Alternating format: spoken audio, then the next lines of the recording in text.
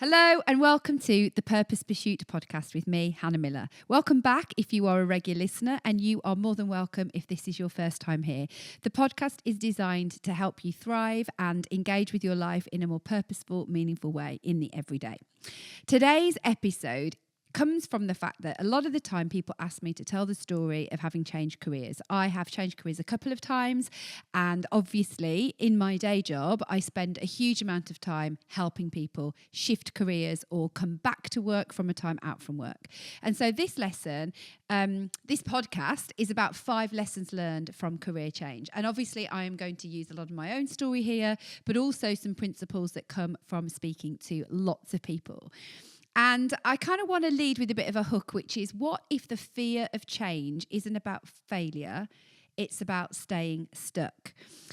Sometimes we are worried that we'll make the change and it will just be the same and we'll be still stuck and there was no point in all the effort. We're not necessarily worried we're going to fail. We're worried that we actually won't get rid of the feeling of being stuck.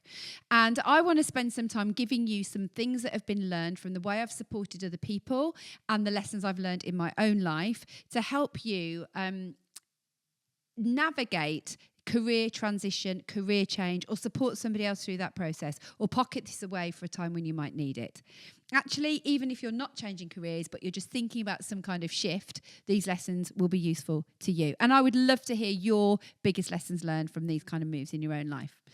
So lesson number 1, your purpose didn't change, your assignment did. And this is really important to me because actually people often ask this question around what's my purpose and how is this going to work out in a new environment when they step back from work and perhaps they're having some time being out of work with their families or whatever the different seasons of life might be. There's a worry that they're going to leave their purpose behind. My experience of supporting people is that there are certain things that are part of who we are that travel through our life with us, but we do it in different environments with different assignments. So in one season of life, you could be a stay-at-home parent. Another season of life, you could be a professional photographer. Another season of life, you could move across into being a teacher. There's something that you will be doing in all those environments that links to your purpose. And that's why when people do the purpose pursuit, we really work hard on crafting a personal purpose statement. That's not to say it can't evolve. That's not to say it can't change. But there will be an essence or an element of that that stands the test of time. I've written one for myself and like I said, clients that I work with, I get them to do that. Your purpose needs to be bigger than a single job. Otherwise, it's on really insecure footing. Things like our jobs can just disappear overnight. That happens to people. And if we are holding our sense of purpose in that current job, we're going to be left feeling quite empty or lost if that's where we attach our purpose. So doing the work of understanding what our purpose is and perhaps doing something like crafting a purpose statement is so important so that when we move into a different stage of our life, we don't feel like all our purpose is gone. Interestingly, it's one of the big things that happens when people hit empty nest, and probably need to do a whole episode on empty nest. But one of the things that's happening in empty nest is feeling like my purpose it has come to an end. I've done that job and now it's over. But there'll be things that you've done in that period of parenting that are so relevant to a different stage of your life. Whether that's to the workplace, whether that's to a voluntary environment, whether that's to the future grandchildren that you have in your life, there is a way of that purpose being played out in a different assignment. And so if you're thinking about career change, I think it's so important to extricate your purpose from it because it is so much more than a single job. Your career is like a vehicle for that purpose, for the thing that you have as an overriding sense for your life. And the purpose gives you the why behind the vehicle that you're in. And if you don't feel like your purpose aligns with the vehicle that you're in, that's where something needs to change. So it might be that you are, for example, a nurse and you realise that what you love to do is see people make progress. You could then move from nursing into a teaching role and still see people make progress, because what you love to see is progress and growth. And you do that whether you're a nurse, you do that whether you're looking after students, and you do that whether you're in a teaching capacity, you do that as a parent. That idea of purpose and progress and growth remains. So let's have a think about this idea of purpose remaining the same and assignments changing and growing. And what you might need to think about in this is, as you're thinking about a shift, if you are in that place, your discomfort might not be a crisis. It's just it's time for something new. It's not that you're having a crisis of purpose and you've got to rediscover a new part of who you are. It's just that assignment has come to an end and there's a new assignment for you. And it can be so disorientating and disconcerting. Nobody wants to move into that kind of fog period. But when you do, you know that out the other side of that, something else is going to emerge.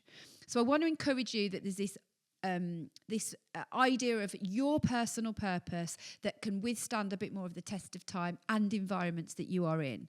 And it's quite dangerous when that is aligned to a single job. It means that we're going to struggle when time changes and our assignments change, or we move into retirement even. If you strip away your job title, what impact do you still want to make in the world? That's a question to think about, and that's a really good place to start when crafting your own personal purpose statement. Okay, lesson number 2. You're not starting over. You are leveraging everything you've already built. One of the things people worry about, like for example, first day, let's say you were working in marketing and then you decided to train as a teacher. People feel like they're on day one. And I'm going right back to starting from scratch. I don't know anything about this. I've got nothing to offer. I'm a beginner again. But actually, you're not a beginner. You are adapting to a new environment. You are a beginner in that environment, but it doesn't mean that everything you've done before is totally irrelevant. I used to be a teacher, and when I moved across into coaching and speaking and developing content, it wasn't like everything that I'd ever learned as a teacher became irrelevant. There have been some really important principles that affect the way I show up in this next environment. And on top of that, I am a mother, and I'm still a mother in every environment I'm in. And some of the lessons I've learned from that become relevant to the next environment again. So what you're doing is, and what you need to learn to do is to think, what are the transferable talents, the things that I can take with me and leverage in a new space, in a new season, in a new environment. Every skill, every experience, every lesson you've ever learned in every environment, whether it's paid or not, is transferable. If you've learned how to help your children get on with one another, there is something you have learned there about human behaviour and conflict resolution, which is still relevant to an environment and when you're back in the workplace. Do not assume that you are at scratch because it's a new space. There is no such thing as that, actually. Everyone takes what they've learned. Think about it differently, more like your career is a bit of a Lego tower, okay? And you've got the Lego, and you don't just throw away all those blocks that you've built into your life. You are just taking those blocks and you are rearranging the structure. You're using those blocks in a different space. And that's a really good way of looking at those things that are intangible, tangible parts of you that you can use somewhere else. They're not just those technical skills you've learned, which of course, actually, those are the things you probably are a beginner. You may have never planned a lesson before if you're a new teacher. But the things you can take with you is your ability to communicate, your ability to lead and to problem solve and so on. Okay, so you are not a beginner. You are more of an expert in adaptation. Look at it that way. So one thing you can do to help you with this is to make a list of 5 key strengths and talents that you have that you're currently using in the environment you're in or any previous jobs or seasons of life. And then get yourself to think about how that will show up in a new industry. So if you were a journalist and then you moved into marketing, then you're still going to be able to use your research skills in a different space, your storytelling skills in a different space. You're going to move and transfer those over. If you were a journalist who moved into marketing, who then moved into teaching, you'd take those research skills, those storytelling skills, those communication skills, and they'd all reiterate into another environment. You are not back at square one. There is no such thing as that. You're taking everything from a previous season and you're moving it forward. That was number 2. Lesson number 3, if your career doesn't align with your values, it will drain you. Like, I believe this with the whole of my heart. And I believe for some people it is extremely relevant, but it is definitely relevant to all of us. Your values are these intrinsic things that you feel inside of you are your priorities, and they're important. Your values should act as a bit of a guiding compass for you, and not everything can be a value. We could do a whole podcast on the idea of values, but simply for this podcast, you can really only have somewhere between 3 and maybe 6 values that you hold really dearly. And they could be things like creativity, financial security, adventure, family, faith, autonomy, legacy. There's all sorts of different things you could choose, but all of those things can't be your values. It's not possible, yet they could all be great things.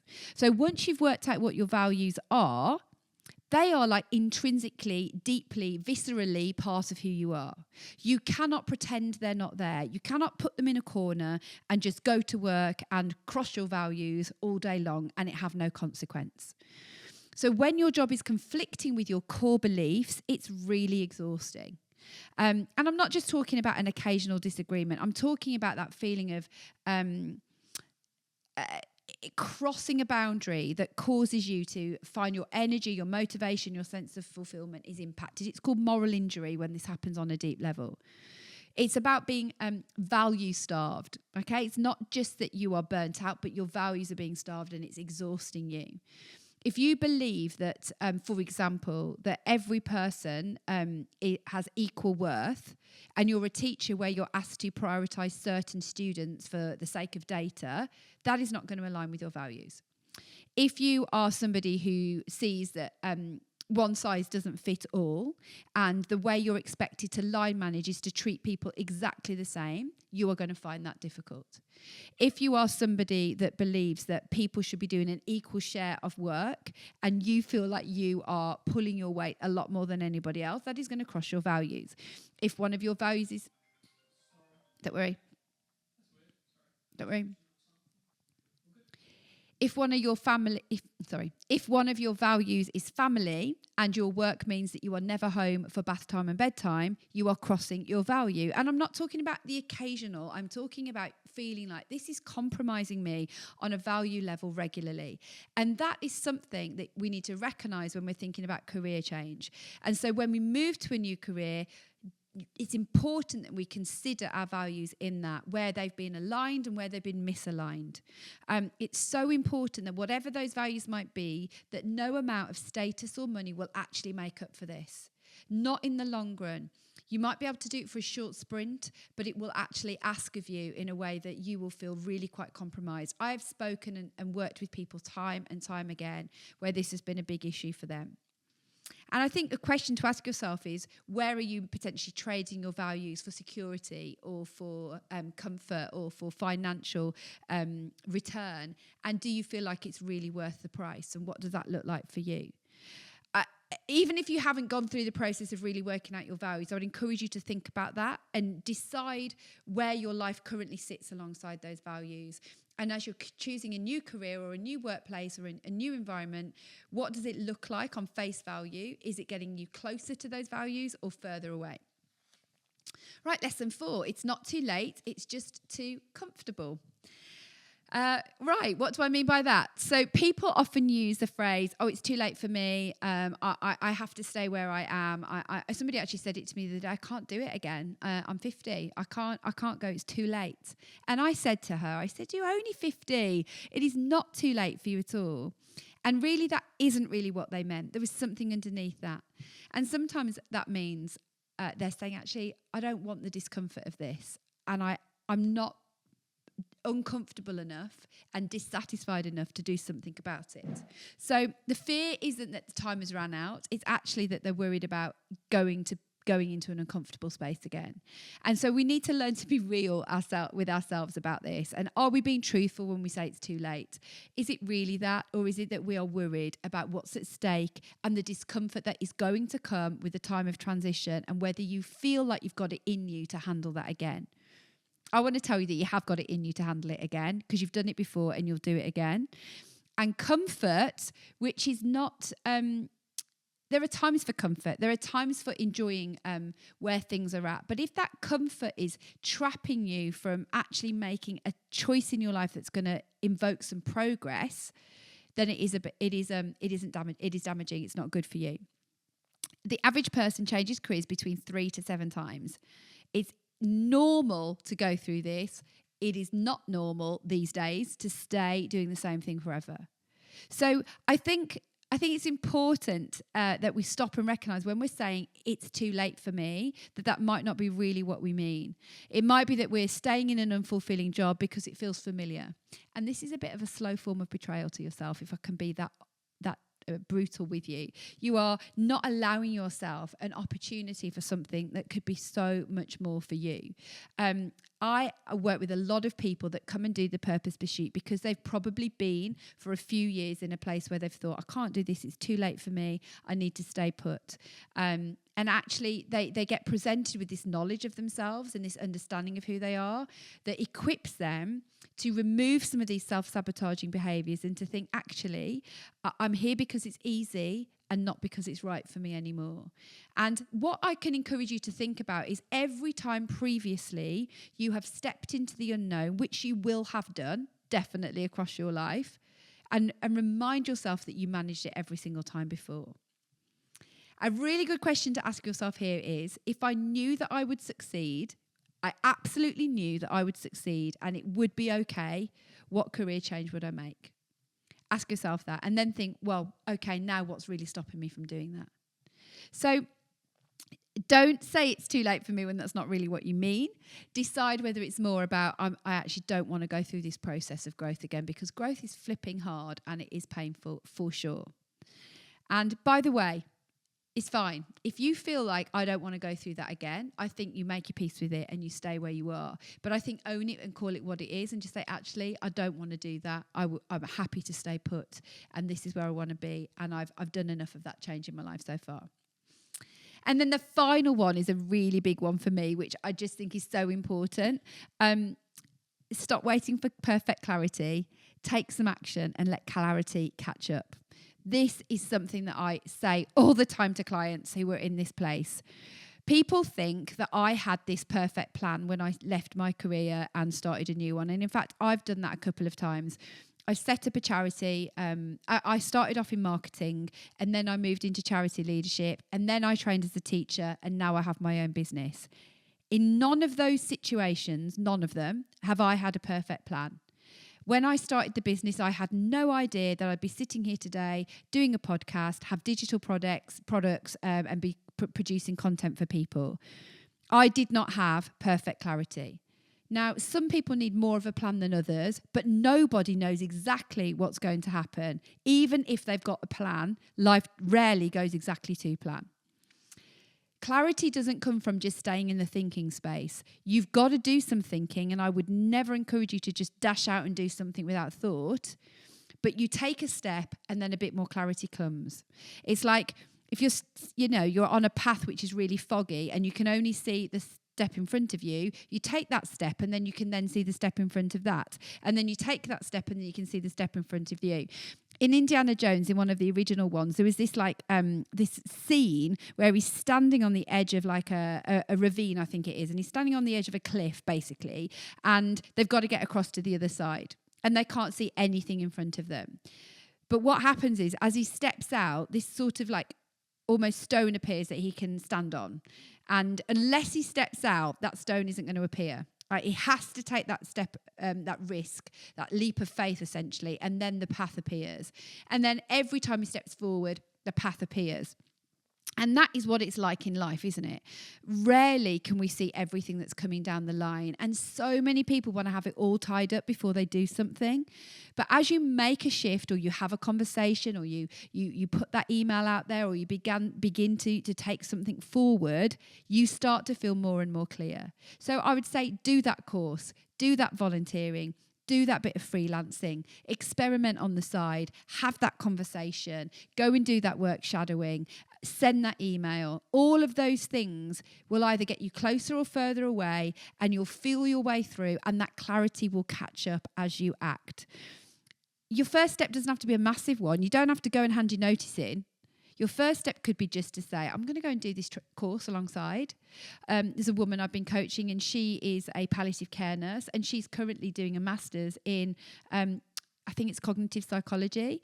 And she's doing that alongside her work. She hasn't just decided she's going to leave and never go back to it, but she's decided that this is an interest that's going to bring some clarity towards where her path is going. And that is exactly what steps look like. And in fact, the step before that was to go to an open day and have a conversation. That's what she did first. Then she put an application in. That was the next step. Then she did an interview and then she was accepted. So there are a whole load of things that happened before she started that course, even before that step, which is not a full career change yet. So let me ask you, what is one small step that you can take today to prove to yourself that change is possible? What does it look like for you to put something in action before having all of the I's dotted and the T's crossed? What does that look like? Take a low risk action and see what might happen. So, can I just go back over what these lessons are? The first one was your purpose didn't change, your assignment did.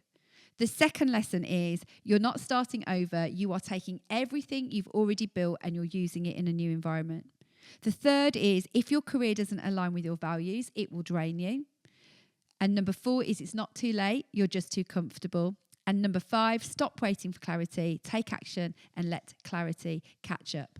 Now, if this episode resonated with you, or you know someone who is considering a career change, or they need a bit of a nudge, or they need a bit of support, please forward it to them and tell them about it, because hopefully it will support them in that process.